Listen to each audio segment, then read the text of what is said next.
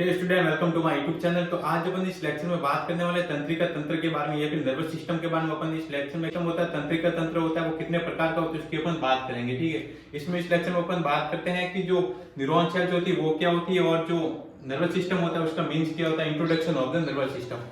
तो अब अपन स्टार्टिंग करने वाले नर्वस सिस्टम के बारे में। तो नर्वस सिस्टम क्या होता है कि एक नर्व तथा न्यूरॉन सेल्स होते हैं। क्या होती है, नर्व तथा न्यूरॉन सेल्स का एक नेटवर्क होता है, कि एक जाल होता है। वो कई सारी नर्व तथा न्यूरॉन सेल्स मिलकर के तंत्रिका तंत्र बनाती है। यानी कि जो नर्व्स तथा न्यूरॉन सेल्स आपस में मिलकर के क्या बनाती है, नर्वस सिस्टम या फिर तंत्रिका तंत्र बनाती है।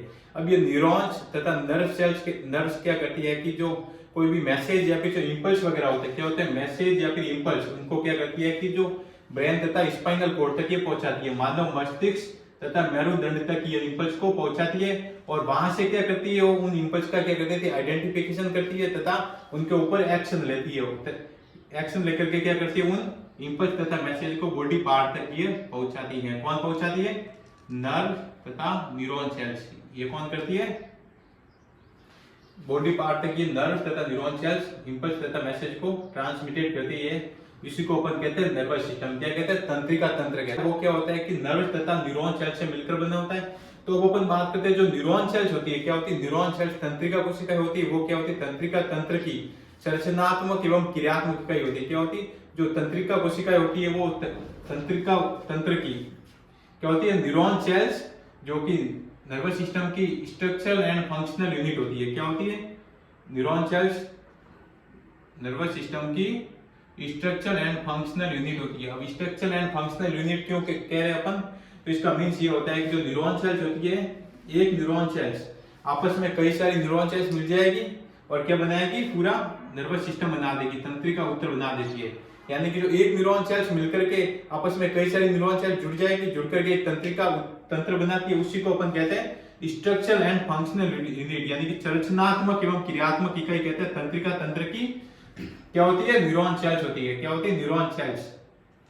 अब अपन बात करते हैं न्यूरॉन सेल्स क्या होती है, क्या न्यूरॉन सेल्स क्या होती है, तंत्रिका कोशिकाएं क्या होती है उसकी अपन बात करते हैं। तो तंत्रिका कोशिकाएं क्या करती है, मैसेज तथा इंपल्स को ट्रांसमिटेड करती है। कहां से, ब्रेन तथा स्पाइनल कोर्ड से ले जाकर के बॉडी पार्ट तक ये मैसेज तथा इंपल्स को ट्रांसमिटेड करती है। उन्हीं को अपन कहते हैं न्यूरॉन सेल्स। अब जो न्यूरॉन सेल्स होती है तंत्रिका कोशिका है, उसके ऊपर अपन कंप्लीटली एक तंत्रिका कोशिका के बारे में कंप्लीटली बता चुके हैं कि उसकी स्ट्रक्चर क्या होती है, कौन कौन से पार्ट होते हैं तंत्रिका कोशिका के और कौन कौन से उसके फंक्शंस होते हैं उसके बारे में अपन बता चुके हैं। तो अपन शॉर्ट में यहाँ पे देखते हैं तंत्रिका कोशिका क्या होती है। तंत्रिका कोशिका मेनली क्या होती है कि न्यूरॉन सेल्स 3 पार्ट में डिवाइड होती है, यानी कि made up by the 3 part. जो तंत्रिका कोशिका होती है 3 भागों से मिलकर बनी होती है। एक तो होता है डेंड्राइट्स, जो ये वाला पार्ट होता है प्रोजेक्शन लाइक स्ट्रक्चर, इसको कहते हैं डेंड्राइट्स। और जो ये वाला पार्ट होता है उसी को कहते हैं सेल बॉडी।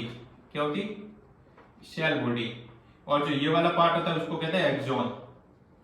तो न्यूरॉन सेल्स मेनली 3 पार्ट के द्वारा 3 पार्ट से मिलकर बनी होती है।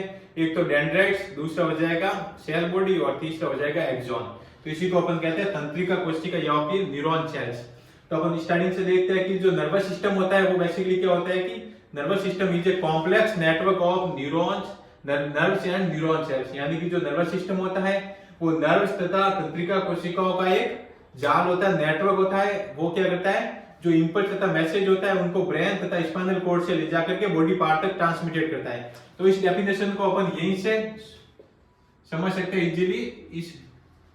इस चार्ट के थ्रू अपन समझ सकते हैं क्या होता है कि मैसेज तथा इंपल्स होते हैं उनको ब्रेन तथा स्पाइनल कोर्ड तक पहुंचाया जाता है। ठीक है, अब ब्रेन तथा स्पाइनल कोर्ड क्या करते हैं, उन मैसेज के ऊपर एक्शन लेते हैं या फिर आइडेंटिफिकेशन करते हैं मैसेज की, और उन इंपल्स को क्या करते हैं, वापस ट्रांसमिटेड करते हैं बॉडी पार्ट तक। ये इंपल्स तथा मैसेज को कौन ट्रांसमिटेड करता है, नर्व्स तथा न्यूरॉन सेल्स करते हैं। इसी को अपन कहते हैं नर्वस सिस्टम, यानी कि तंत्रिका तंत्र कहते हैं। अब अपन बात करते हैं जो तंत्रिका तंत्र होता है, मेनली सेल्स होती है तंत्रिका कोशिकाओं के द्वारा बना होता है। किसके द्वारा बना होता है, तंत्रिका कोशिकाओं के द्वारा, यानी कि न्यूरॉन सेल्स के द्वारा ये बना होता है। अब न्यूरॉन सेल्स इसीलिए अपन क्या कहते हैं कि जो न्यूरॉन सेल्स होती है वो नर्वस सिस्टम की, न्यूरॉन सेल्स जो कि नर्वस सिस्टम की स्ट्रक्चरल एंड फंक्शनल यूनिट होती है। क्या होती है, जो तंत्रिका कोशिकाएं होती है वो क्या होती है, तंत्रिका तंत्र की, तंत्रिका कोशिका तंत्रिका तंत्र की संरचनात्मक एवं क्रियात्मक इकाई होती है। क्या होती है, संरचनात्मक एवं क्रियात्मक इकाई होती है तंत्रिका कोशिका। अब अपन बात करते हैं संरचनात्मक एवं क्रियात्मक इकाई का मीन्स क्या होता है, यानी कि जो एक तंत्रिका कोशिका हो गई, कई सारी तंत्रिका कोशिका आपस में जुड़ जाएगी और क्या बनाती है, तंत्रिका तंत्र बनाती है। तो तंत्रिका तंत्र की सबसे सूक्ष्म इकाई क्या होती है?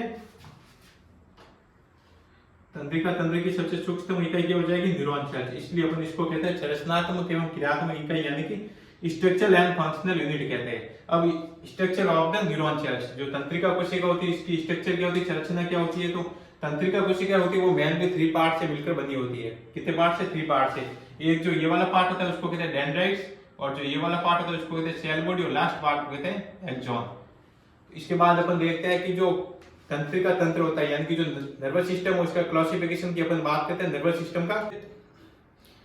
स्टूडेंट, तो अब अपन बात करने वाले जो नर्वस सिस्टम होता है उसके क्लासिफिकेशन की अपन बात करते हैं। जो नर्वस सिस्टम होता है तंत्रिका तंत्र, उसके वर्गीकरण की अपन बात करते हैं। जो नर्वस सिस्टम होता है उसको कितने पार्ट में डिवाइड किया जा सकता है, और ब्रेन तथा स्पाइनल कोड वगैरह क्या होता है उसके बारे में अपन बात करेंगे।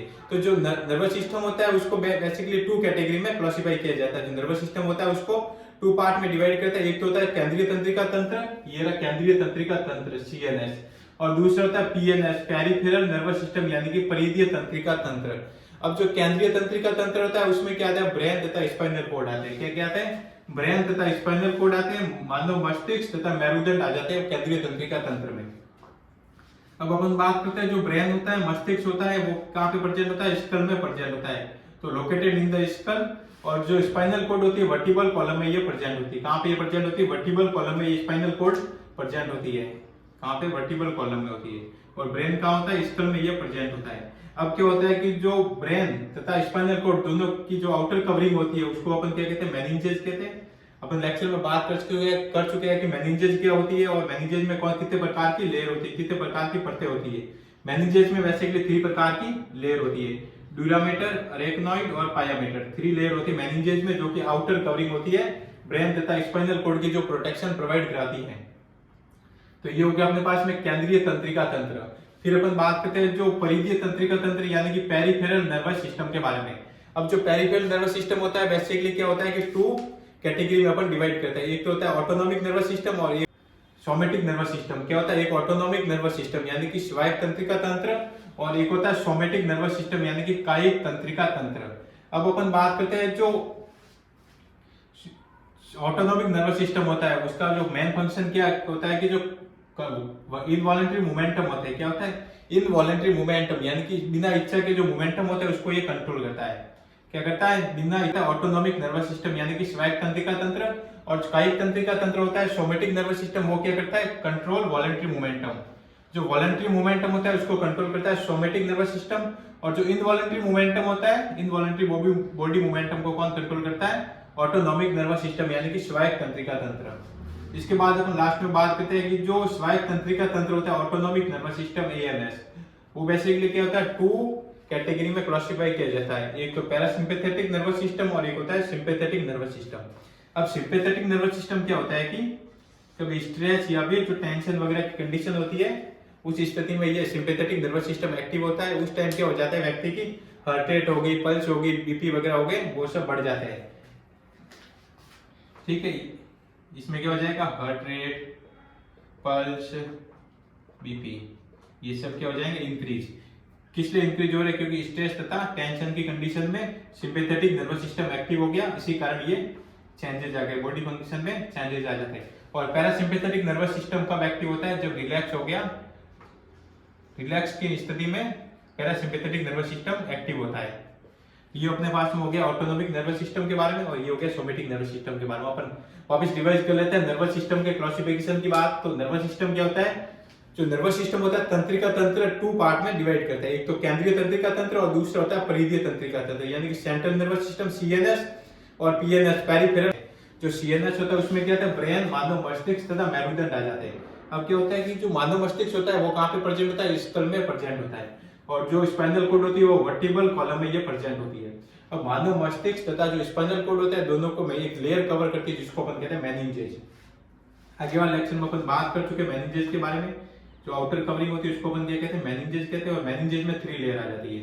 कितनी लेयर आती है? 3 लेयर आ जाती है। एक तो ड्यूरामेटर, एक होती है अरेक्नॉइड और एक होती है पायामेटर। अब अपन इसके बाद बात करते हैं परिधीय तंत्रिका तंत्र यानी कि पेरिफेरल नर्वस सिस्टम के बारे में। अब पेरिफेरल नर्वस सिस्टम क्या होता है? 2 कैटेगरी में क्लासिफाई करते हैं। जो पेरिफेरल नर्वस सिस्टम होता है 2 भाग में डिवाइड करते हैं। एक तो ऑटोनॉमिक नर्वस सिस्टम यानी कि स्वायत्त तंत्रिका तंत्र और दूसरा हो जाएगा कायिक तंत्रिका तंत्र यानी कि सोमेटिक नर्वस सिस्टम। अब जो स्वायत्त तंत्रिका तंत्र होता है वो क्या करता है, इनवॉलंटरी मोमेंटम को कंट्रोल करता है।